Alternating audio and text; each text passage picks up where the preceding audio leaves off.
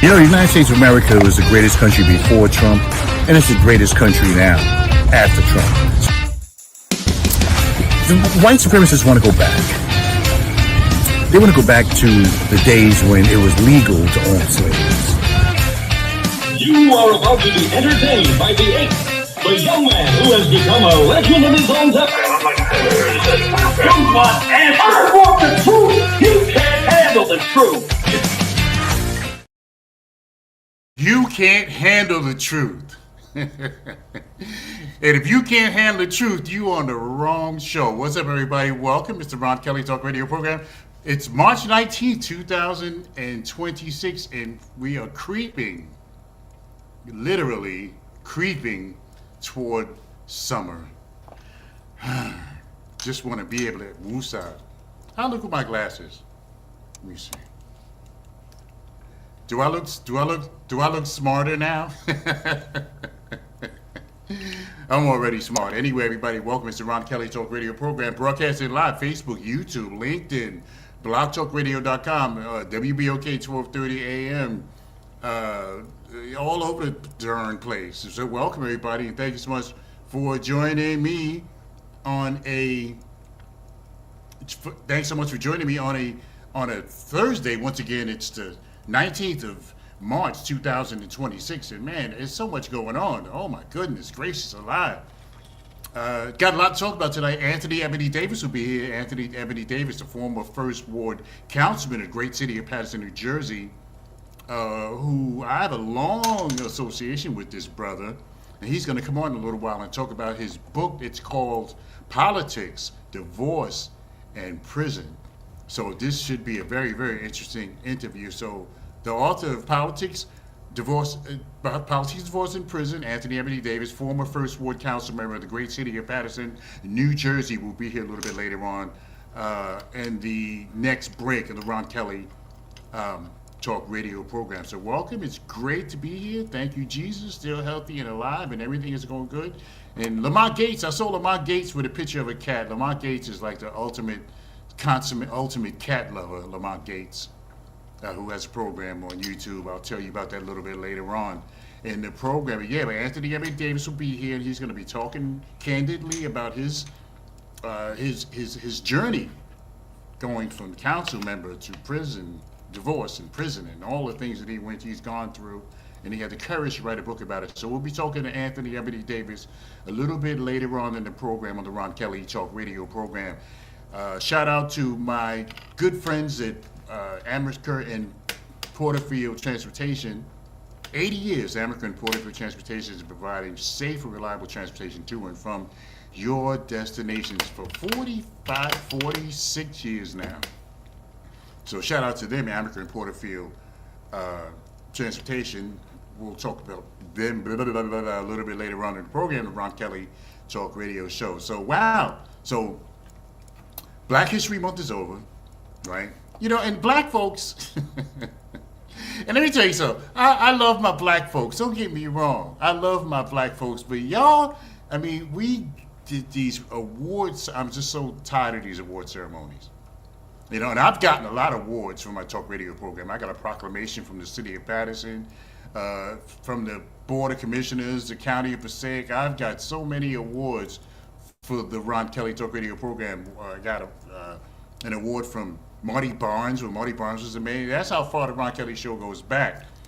You know, goes back quite a while. But you know what you know. Anyway, yeah, I've gotten a lot of awards, and I've received the Dr. Martin Luther King Award.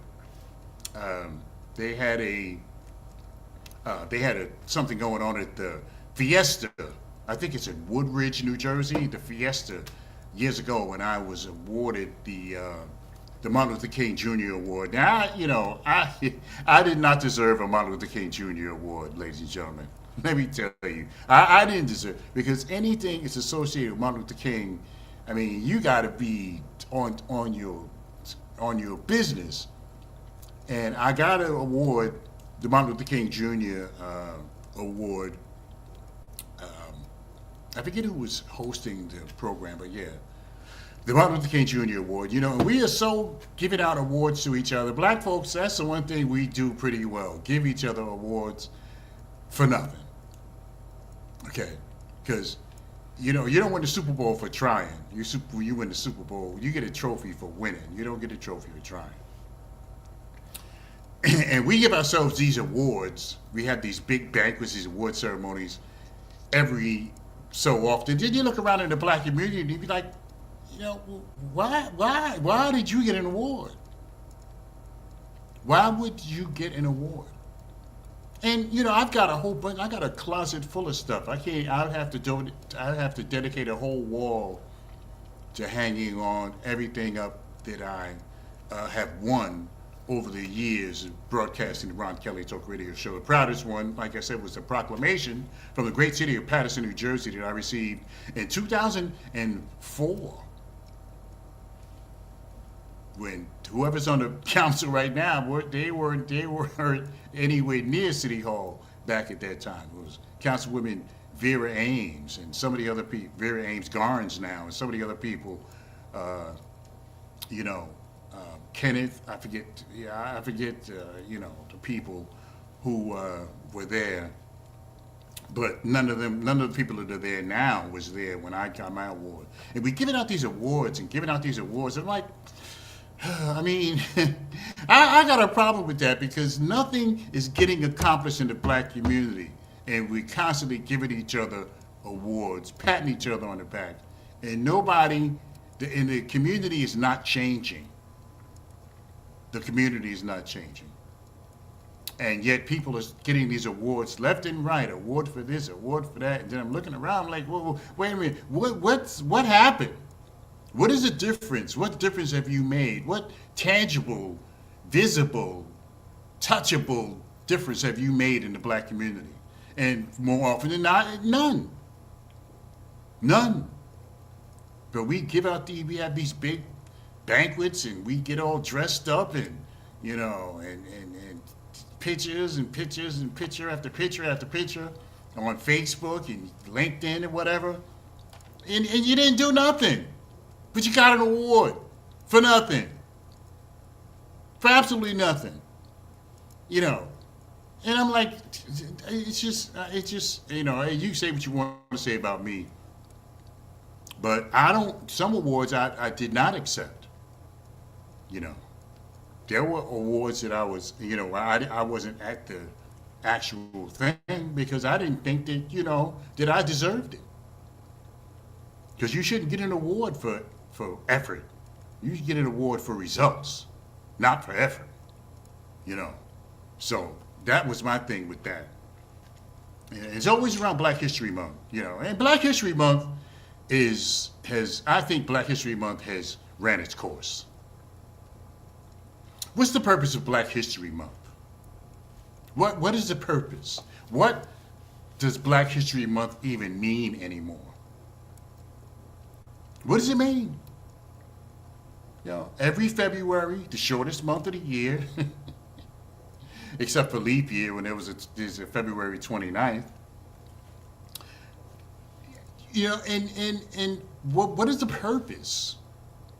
You get a few token mentions on some of the TV channels,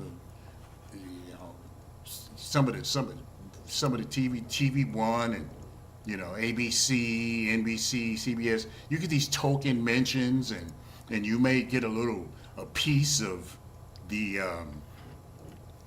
I Have a Dream speech. Just a piece. But Don Imus, I remember Don Imus, he passed away. Don Imus was a big time radio personality where I hope to be one day. And Don Imus, a white man. Now, Don Imus was the same person who referred to I think it was the Rutgers girls volleyball team or soccer team as nappy-headed hoes. That's what Don Imus said about the Rutgers. I think it was a Rutgers, I'm not 100% sure. I think it was a Rutgers team, basketball team or Rutgers volleyball team, soccer or something. And he referred to them as little nappy-headed hose, Don Imus. And he was on WCBS radio at the time, and he was kicked off WCBS.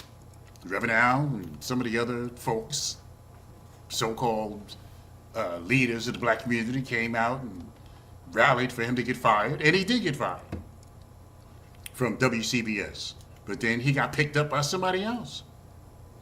WNEW, I think it was. Another station picked him up. So Don Imus, who called the Rutgers girls, mostly black girls team, nappy-headed hoes, Don Imus, every year, see, because I listen to everybody, especially the successful people, because I want to be successful too. So that's who I'm going to listen to, successful people, you know. Don Imus and some of these other people, Rush Limbaugh. Yeah, I listen to them because they're highly popular. But anyway, Don Imus would play the entire I Have a Dream speech every year. Every Martin Luther King Jr. Day, Don Imus, who referred to the black women Rutgers team as nappy-headed hoes, would play every year. He'd been doing it for years.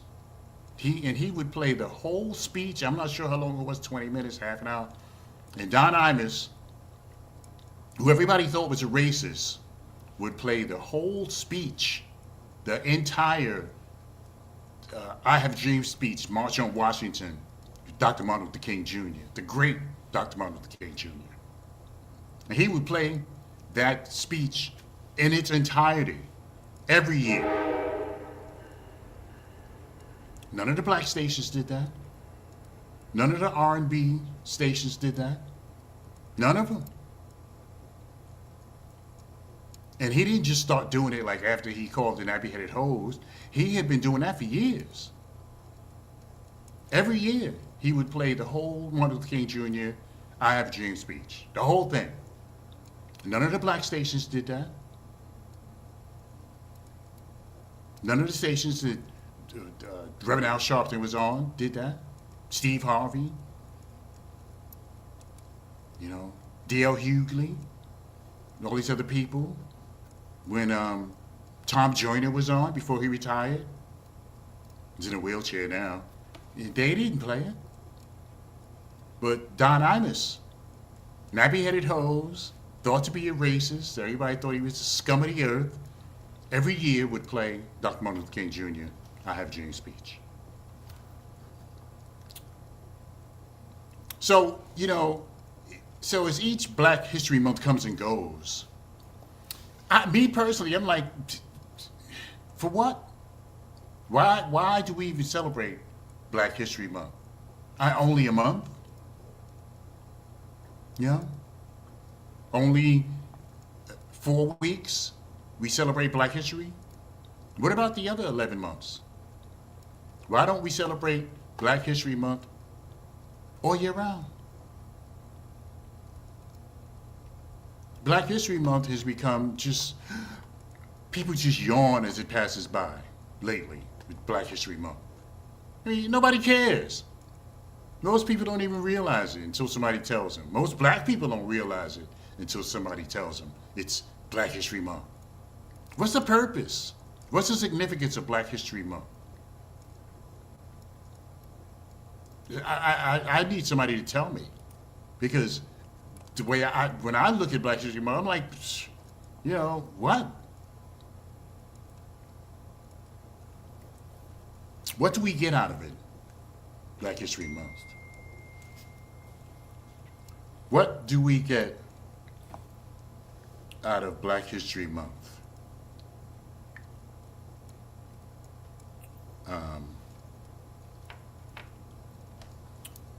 Okay, not sure why, brother. Okay, Anthony Davis is trying to get onto the program because we're going to have him on in just a couple minutes.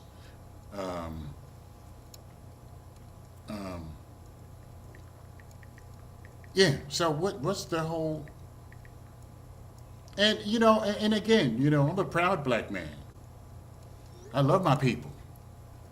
proud black man. But we got to start taking accountability for the stuff that we do. We got to start taking accountability. Enough of the finger pointing, the white man. We know that we weren't meant to be here. We all know that. That's why when they wrote the Declaration of Independence, they wasn't talking about us. They wasn't talking about black folks. They was talking about white folks. They wasn't talking about Indians, whoever else was here. They was talking about themselves. And when they had to make an amendment, the first one, it was like, oh, well, okay, we don't want black people to have the power to vote. So instead of counting them as individuals, because there was a lot of slaves, and they didn't want slaves to have any power to vote. So there was a lot of slaves. So, instead of counting us as one person, one man, one vote, it was 3 people, one vote. Oh boy. All right, let me take a break. I got to take a break, and I got to find out why Anthony Davis can't come onto the program. But take a break and come back with more of this program. It's the Ron Kelly Talk Radio Show, everybody. And it's on blogtalkradio.com, Ron Kelly Show. Yes,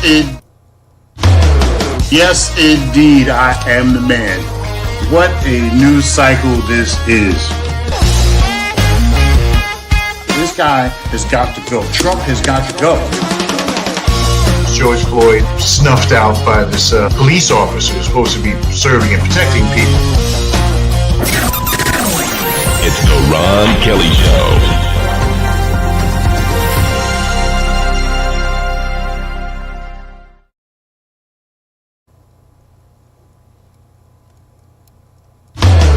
Yes, indeed.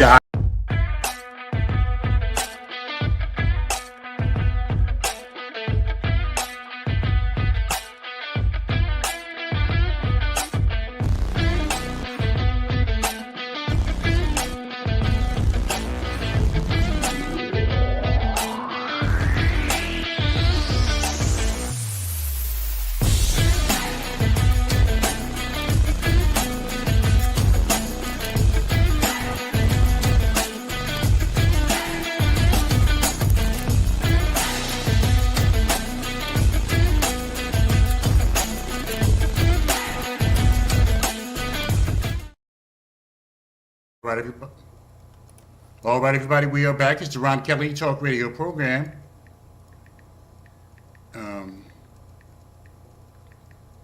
It's the Ron Kelly Talk Radio program, and it's on blogtalkradio.com, theronkellyshow.com, Facebook, YouTube, LinkedIn, WBOK, 12:30 a.m. in Los Angeles. Well, you know what?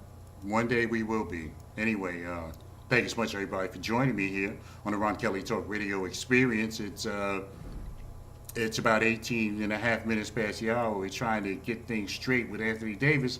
He's going to come on, Anthony Eboney Davis, former First Ward Councilman in the great city of Patterson, New Jersey. He's going to come on, at some point, hopefully. And, I don't see him yet. I think he's still having some issue with the, I don't understand why,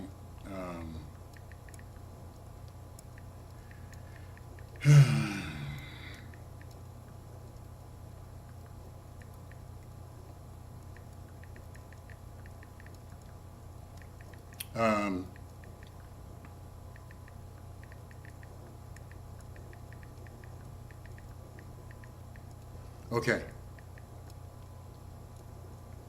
All right, everybody, it's, let me see. Invite, let me see. Yeah, I don't understand why Anthony Davis is trying to access the program. I don't understand why it's not allowing him, because it works for everybody else. I don't understand why it's not working for him. But hopefully we'll get that straight, because this is supposed to be his segment. Anyway, everybody, it's 20 minutes past the hour. It's the Ron Kelly Talk Radio program. And so did Trump. Trump, he's a crafty one, that Trump. So did Trump start the Iran war?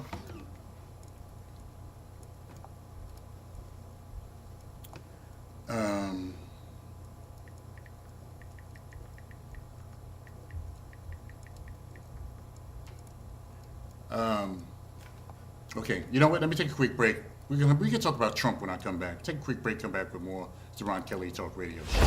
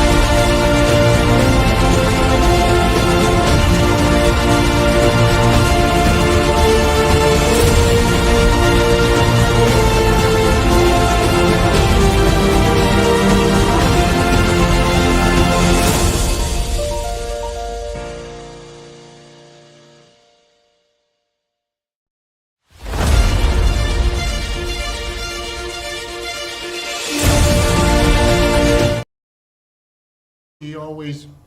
Oh, what's up, everybody? I'm back to yours truly, Ron Kelly, the Ron Kelly Talk Radio program for a Thursday. Let me take a quick break, and I'm trying to get Anthony on. Y'all excuse me while I tend to this. Let me take a quick break. I'll come back with you guys in just a minute. It's the Ron Kelly Talk Radio program. The United States of America was the greatest country before Trump, and it's the greatest country now after Trump. The white supremacists want to go back. They want to go back to the days when it was legal to own slaves. You are about to be entertained by the ape, the young man who has become a legend of his own time. You want answers? I want the truth. You can't handle the truth.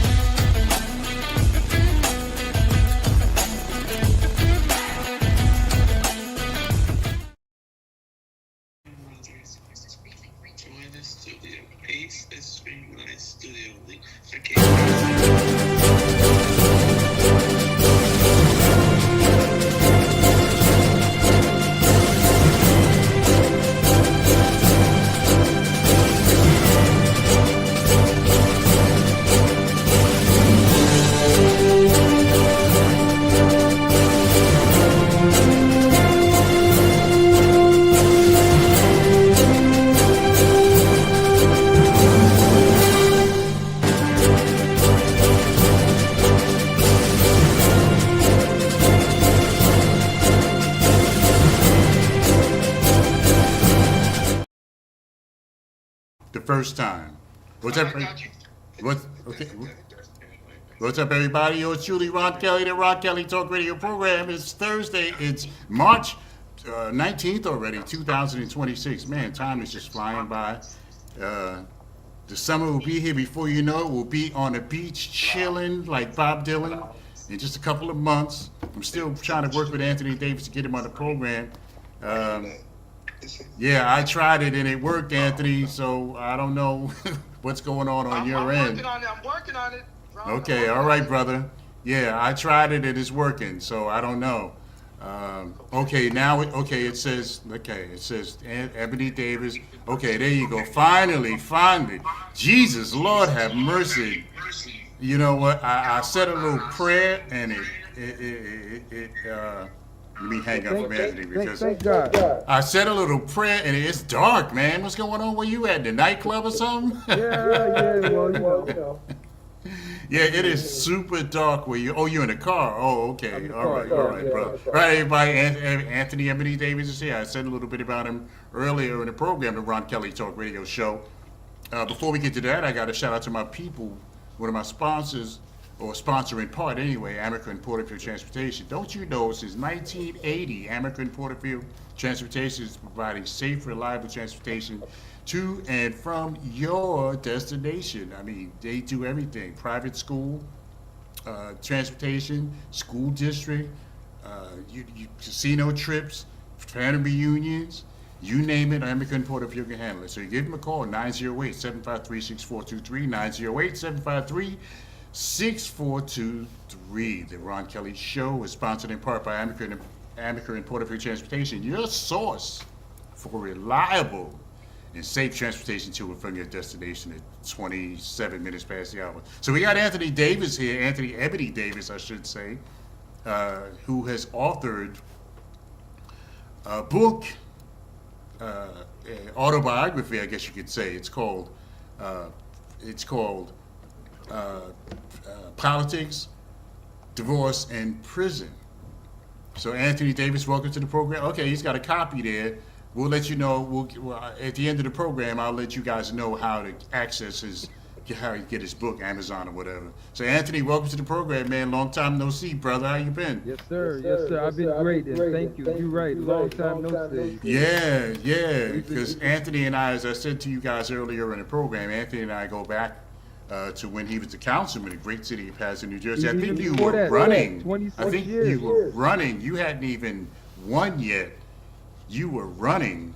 And see, that's what I tell everybody, if you want to win a seat, you got to come, face the music. Come to the R. Kelly show. Yeah, you got to come to the R. Kelly show. Because if you don't, you're going to lose. Because we got the magic touch here on the Ron Kelly Talk Radio program. So I remember vividly that, and I was in the early stages of my career. And in the early stages of my career, I've advanced a little bit since then. But in the early stages of my career, I was focused on local. Now I don't do local much anymore. I do national situations because what applies to Patterson applies to every black community in America. So it's not just about Patterson. But I remember you were running for to be the councilman in the first ward. Who was the councilman? Who were you running against at that time? Well, I was running against several people, but Jeff Jones left the first ward. He moved out of the first ward. Right, because he was the mayor. No. This is way before he was the mayor. Oh, that was before he was the mayor? Okay. Yes, he was the council person. Moved out of the first ward into the third ward. One of the rules are you have to live within your ward if you plan on running for that ward. And he moved that summer of 2002, July 2002, he moved out. And we had the special election that November 2002. Oh, that's right. Yeah, so you weren't really running. I mean, you ran against a couple people, but that's right. Yeah, Jeff Jones did abscond from the first ward. And he moved into the third ward, and that left that seat open. Yeah, because you have to live in your ward. That's one of the rules, City of Patterson. There was a delegation that wanted someone and they had no idea that I wanted to run for that seat too. So they had a special, instead of appointing someone, they had a special election in November. November 5th, actually. Yeah, I remember. Yeah, I remember now. Yeah, it was you won the special election to be the council person of the city of Patterson. And had to run again. Yeah, you had to run. Yeah, you ran in the special, then you had to run in the general. Well, the regular The regular election. Yeah. municipal, which was 18 months later. Right. So were you surprised? I mean, how so what did it feel? I know if it was great to win, but were you surprised that you were able to pull that one out? Well, yes. Remember, I was coming from the school board. I was on the school board, so I did well. First time running that type, I did very well on the school board, being the second highest vote getter. And at that time, numbers didn't matter to me, but numbers do matter. And I was coming from there, so I had a little name recognition, as well as being a former athlete. Kennedy High School, you know, I played sports at Kennedy High School, graduate Kennedy High School. So people knew me of that, and then I was a social worker. When I came back, I was a social worker for the county, and I was active in my clients' lives. I would attend their birthday party, whatever it was that I had a client, I would show up. And people got recognition of that, knew that. And then also, I was also working at the college, where I worked with college bound students. So I was promoting students and getting them into college. So all that played a part on how I was elected for the first ward city council. Yeah, and you know, and yes, yeah, you're 100% right. But so you win. And who were you running against back then in the special election? It was four people. I don't remember exactly who. I don't want to bring. I mean, I just know. I know there was somebody who was somebody. I can't forget the person who was who lost. I can't. There was somebody who was well known. You had Hassan, Don Blakely, and I forget her first name, but her last name. Yeah, there was somebody who was well known. Even more so than you were, who was running and you beat them. Yeah. So, all right, so you get into office. I mean, the first ward, you know, the whole city of Patterson needs work. So you get in and you start seeing like you get in that first council meeting and I don't know, you probably was thinking like, man, what the heck have I gotten myself into? At that first council meeting. I had to stop you for that. No, it wasn't that. Although you are correct in terms of city needs work. Remember, I come in with a social worker mind, circuit worker status, so I knew it needed work. What I did not know that is you can't do it alone. You have to have other members on the same page, not only on the same page, but in the same book, if will. But and if you don't have that, then you're going to have the contentious that in the negative that we are. Not that I'm saying everything is a go, but you have to know what the city needs are, and we are split, divided, if you will, into 6 sections or 7 sections actually. And you need, even though I was representing one section, I'm still representing the city.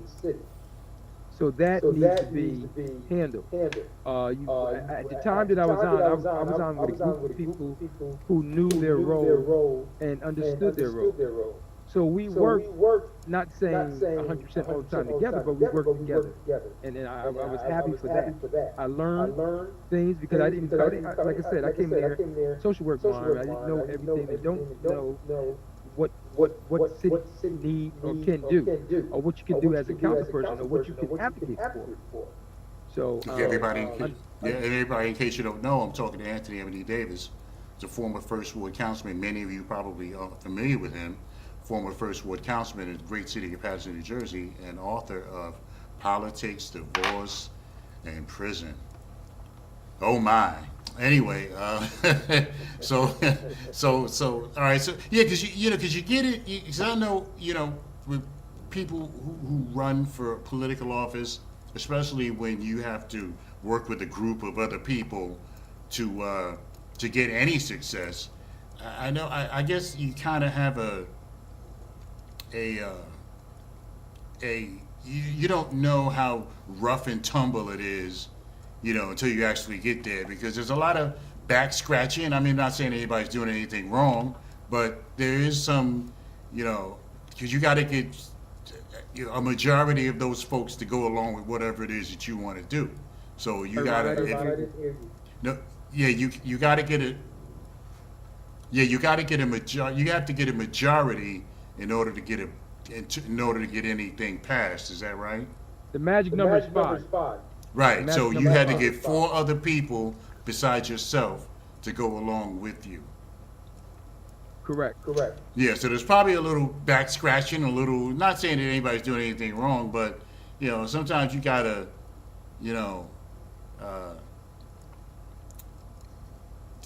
that person might say, well, I need something on my end, so,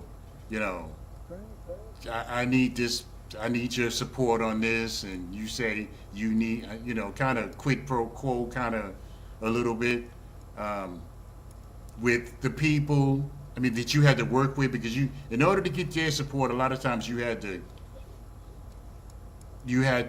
give them something, so I guess when you got in there, you probably like, Well, let me say this. You are correct. Politics is give and take. Strange Poly bedfellows, means many and tick meaning bloodsucker. I don't know if you remember I said that to you years ago, and you kind of laughed and said, wow, you're right. And that's what it is. It's about, give and take. It's not always your way, but it's really, if you want to go in there and know what the city needs, what the city wants, you try to advocate for that. Not so much for what I want. I want it, or what I need is what the city needs, and what's best for our constituents. So you were a councilman for 14 years. How many years? 14. You were a councilman for, oh, wow, was that long? That long, yes, over a decade. Yep. Okay, so you were a councilman for 14 years, great city of Paterson, New Jersey, everybody. Anthony Eboney Davis, former First Ward councilman I'm talking to, in case you don't know. And so, so 14 years, so then you got married. I'm sorry. Because I'm using someone else's phone and their person is calling them, so I can't. Went in and out. I didn't hear. Yeah, I said, so you were councilman for 14 years, and so then you got married while you were in office. While I was in office, I did get married, yeah. In 05. Right. So I guess, so that's when, things started to go sideways for you. Why, because I got married? No, not because you got married, but that's when, not saying, I don't know who your wife was, and if she's listening, excuse me, sister, I'm not talking about you. Because I've been married twice, so I know what it is to be married. But so you got married, and so I'm not saying that your marriage was the cause of what happened, but so are you able to talk candidly about what happened? We can talk candidly because first of all, I want to say this, and people don't know this, and that's not the trick, but the divorce part in that book. I might have one section when I first got married, but it's not about my marriage. It's about me divorcing my past. That's the secret. People realize, don't know, wow. Like people said, because they thought it was about me and the young lady. It was not. It is not. And it's easy to think that way because the way you lined it up, those are the 3 things that you went through, right? Well, again, that's what I'm saying. Everything, like the book stated, there is life after politics, divorce, and prison when you follow God's plan. And what I'm saying is, For me, it was not about her divorcing me, more so than I had to divorce my past. Right, because I'm pretty sure it was a hard road that you had to travel. You know, I mean, the downfall from your elected officials. That came down. That's why you have everything in order. In sequence order, you know, the politics. Yeah, so what happened first then? Yeah, what happened first? What happened first was I got elected. Then after that, during my time when I was presidency, that's when obviously me and my wife was having issues. But also too, that's when the information came out where I accepted. I ain't gonna say I took. I accepted. First of all, with no bribe. So I did not accept the bribe. It was I accepted donation money. And what I did and I failed to do, and I recommend every politician, although I consider myself a public servant, do not take cash. If it's not in a check form, money order form, something that can be traced, that's when you can accept that without any interference. But if you take cash, there will be some repercussion. But that was during the time when there was some kind of, was that during the time where there was that some kind of sting going on where I think the mayor of Jersey City and a bunch of other people were getting... I don't know about any sting. Okay. What took place with me was, and reason why they came after me is because if you remember, I was city council president and I endorsed Chris Christie. By endorsing Chris Christie, the whole big rumor came out. Was like, wait a minute, who's this Democratic council president that's endorsing a Republican governor? What I have and what I found out again, and this is for politicians. I'm not a politician. I was a public servant. But I do recognize and realize that people play politics and thinking because you're on the same page or the same party that you only need to vote for your party. When I clearly vote for the interests of the city and what's based on the person's platform. I vote for individuals. I don't do party line. From that moment on, I do not do party line. Yeah, because Patterson is nonpartisan anyway. It's nonpartisan, so. exactly. Right. But they vote majority in Patterson. They vote Democrat. Right. Unfortunately, but I just need to say that. So, all right. So I mean, I don't want to give away too much because there is a book, and I suggest you guys go out there and purchase the book. I encourage people to read the book, purchase and read the book. Yeah. You'll see, get a better understanding of what actually happened. Right, because there was a lot of. I was gonna say there was a lot of conjecture, to put it mildly, going on when this actually first happened, when it first splashed onto the Herald News. There was a lot of, people coming up with their own scenarios about what actually happened to you. I didn't talk about it on my radio show either, by the way. Come on, you know you did. I would You're not. a reporter. No, I would not talk about. I mean, I didn't get into it because I That's didn't good to know. Let me say this. That's good to know. I will say this. People came and had their own conclusion until years later. They were like, wow, I didn't really know. Yeah, see, you got to understand, again, we just here to talk about politics is politics, about give and take. My city was in debt. People didn't understand this. We were a city that needed mutual aid. At the time, there was no communication between the mayor's office and the governorship. So obviously, you got to push that agenda. What came, I didn't talk to Christie directly, I talked to his aide. And one of the things were, hey, we can give you the aid if you can do this. Again, this goes on all the time, and people don't. My thing was I was open with it instead of people being honest. and sharing, not talking about who they vote for or whatever like that. I had to come out and endorse. And I did endorse him. I made that endorsement. When I made that endorsement, I had everyone called me Oreo, Tone Coat, whatever negative indication that's out there was given towards me, until they realized that the city received the 25 million that was promised and needed.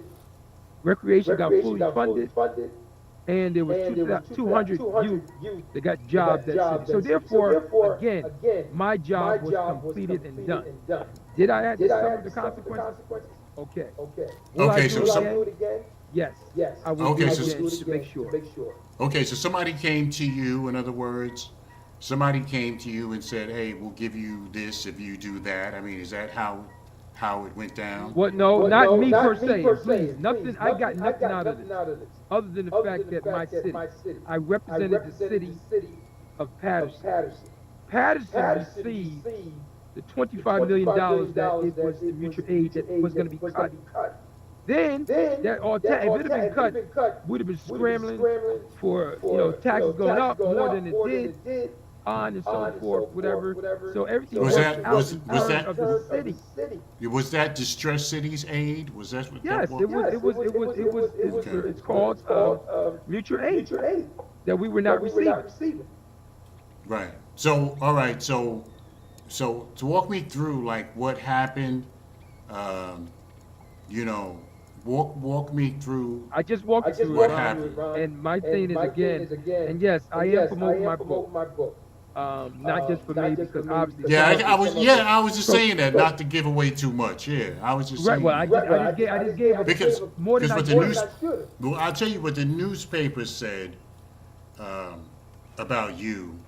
One of the stories that came out in the newspaper about you was because you were getting. They connected your divorce to the money. That was the first story that came out, because there was a lot of stories. But one of the stories in the newspaper was said that you took the money because of your divorce. That's what I mean, that's what it said. I mean, like I said, I wasn't talking about it because I don't talk about that kind of stuff. I don't want to get. I don't want to get. No, I don't want to get sued. But no, that's what the story that came out that your divorce was costing you, and that's why you took the money. That was what was said in the Herald News. Well, that's what I mean. It's whatever. But that's what they were saying, that because you were getting divorced, that's why you took the money. Wow. Yeah. I never heard that. Okay. Yeah, I did. I kept up with it. Ron, listen. One thing I've learned. Okay, as I age, I realize that people are going to talk about people, good or bad, and whatever's their narrative. They are fine with that. That's why I had to write a book, just to make sure, let people know. I don't give a 2 cents about who or what people think about me, because I do dance in my own beat, in my own drum. I have always, and I probably always will. I am not a bold-faced follower where I got to follow people to move in life. I don't. I follow Jesus. And that's my Lord and Savior. You know what I mean? In terms of anyone else, it's no one else that I follow. So I recognize that people gonna talk negatively or positive. But I will say, after all that, people came to me, and I know two people, which I will not mention their names, came to me and apologized for running with a story of what people were saying that was negative. Right, because that's exactly what happened. There was a lot of different, and like I said, I don't do sensationalizing radio when somebody gets, because hey, somebody might be talking about me one day. So I don't do sensationalizing and people's when they're going through something. especially somebody I know. You know, because when Luis Velez was going through what he's going through, I didn't sensationalize that. Michael Jackson, you know, the other, I never really like talked about them like what they were going through, because I don't do that kind of radio, but you know, because you never know who you might need. But anyway, so all right, so what it happened. So now you went to prison. How long were you there?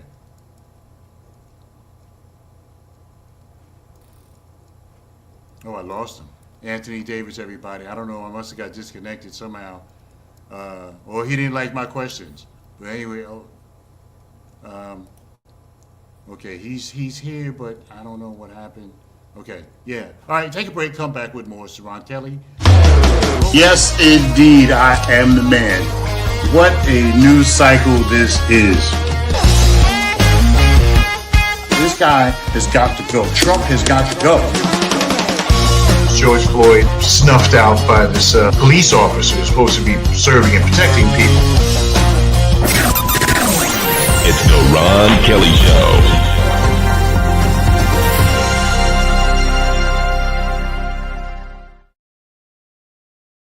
Righty then, it's the Ron Kelly Talk Radio program. I lost Andy. He's here. I see him on the board, but I can't connect with him.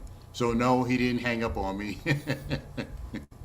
Because we went through everything before I even had what I was going to ask him and stuff like that. But anyway, yeah, the book is called Life After. I left the Life After part out. Life After Politics, Divorce, and Prison. And many of you know Anthony Davis was a councilman in the city of Patterson, 14 years. Something happened, and he was arrested and convicted of some kind of I don't know. I can't say because I don't know exactly what the Ron, can you hear me? Yes, sir. Okay. Yeah, I don't. Okay. Yeah, I was just telling. Let me say this. That's also in the book. Go ahead. I did not get arrested. I had to turn myself in. And that's important to say. I did not go behind bars. I've never been handcuffed. Okay. I had to turn myself in. Right. In the state of Kentucky, I drove for 14 hours there. And so when I got there, obviously they did the check and everything, but I was never arrested. I was never locked up. I was never behind bars. And I was not handcuffed. And I say that specifically because, and that's part of the book that talks about in the prison. Because I want people to know. Because people when they see prison, it's easy to think like, okay, prison means jail or penitentiary or prison farm or whatever it is they sent you. That's why people got to go to. That's why people got to get the book. And yes, it was a farm. I'll say that. It was a farm. Yeah, because it was probably considered more like a white collar type of thing. So it was a white collar. Right. So you weren't like the, not a criminal, armed robber or anything like that. So yeah. So all right. Yeah. So everybody, tell us how everybody's Anthony Ebony Davis. The name of the book is Life After. That's the part I was keep forgetting about. There is life after politics, divorce, and divorce, prison. When you got follow God's plan. Okay, where's the book? Where can the book be accessed? I mean, where can people? You can get the book through. And I should have sent it to you the QR code. I thought I did, but I guess I didn't. But Amazon, and you can get it from me. If you're in Patterson or one of the places that I am doing a book signing, you can either purchase the book with me and get it signed, or you can buy the book off of Amazon and Barnes & Noble, and then come with the book, and I still will sign. Okay, now where would they go? Where's you have a website? I do have a website. It's called Let's Talk. Oh God. I don't even have my I thought I had my card. But they can, It's called. but they can go on Amazon and get the I book. tell, yeah, I tell you what. Let me put up my number: 862-823-1703. 862-823-1703. One more time: 862-823-1703. Please Okay, and contact me, and yeah. I can get the information more. Okay, and I'll put that. Would it be all right to put that? Yeah, make sure you send me that information. I'll put it. I'll put it on my. I will. Yeah, I'll put that information on my thing. Yeah, on my Facebook, my YouTube, all my stuff. Yeah, Anthony Ebony Davis, everybody. You got about 4 minutes left before the hour to get up out of here. Yeah, Anthony Ebony Davis. The book is called Life After Politics, Divorce, and Prison, or Prison Camp, like he said. Everybody. Anyway, yeah, it's about 3.5 minutes before the hour. So yeah, had a very nice conversation with Anthony Davis. You can get his book. I believe he's self-published. You can get the book on Amazon, or you can give him a call at the phone number that he just gave y'all. Now I'm gonna put this information on my Facebook.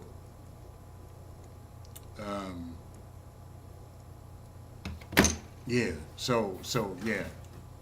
It's a couple minutes before the hour. So we got the Trump administration is asking for 200 billion. 200 billion. The Trump administration and the Secretary of War, it's unbelievable, Pete Hegseth, are asking for $200 billion to help fight the war in Iran. And it's actually not even a war. You know what it is? It's a diversion. That's what it is. Don't let Trump, don't fall for the banana in the tailpipe. Trump is involved, allegedly, with Jeffrey Epstein. That's his name is mentioned in the Jeffrey Epstein's files a lot. And the general consensus is that Trump started that Iran war to divert attention away from the Epstein files. And see, this is something that Trump would do. He's diverting attention from the Epstein files by picking on little Iran, who wasn't really a threat to us. Now, how many missiles could they possibly have? If any. It was a collusion between Trump and Netanyahu, because he had to have somebody in there with him. He had to have an accomplice. So, and Netanyahu will do whatever the United States says do. So, Trump started that Iran war to divert attention from Jeffrey Epstein files, because Trump is involved with the Jeffrey Epstein files in some way. We just don't know how, but it's being covered up. It's being, swept under the rug. Trump's involvement with Jeffrey Epstein, but his name comes up a lot in those files. So we'll see. Anyways, less than a minute left for the program, everybody. Thank you so much for joining me. Thank you, Anthony Ebony Davis. The book is called Life After Politics, Divorce, and Prison. And you can access the book on Amazon. And the rest of his information, where you can get the book, I'll put it on my Facebook page, The Ron Kelly Show, on my Instagram, and my YouTube and LinkedIn as well. So you have no excuse. Go get the book. Anthony Ebony Davis. It's called, a former First Ward Councilman in the city of Patterson. Anthony Davis is called Life After Politics, Divorce, and Prison. Okay, everybody, thank you so much for joining me. It's been a pleasure. We'll see you back here next week for another edition of The Ron Kelly Show. So until then, I'd like to say it's nice to be important, but it's more important to be nice. And that we may not have it all together, everybody, but together, we can certainly have it all. Thank you so much. I think I'm done.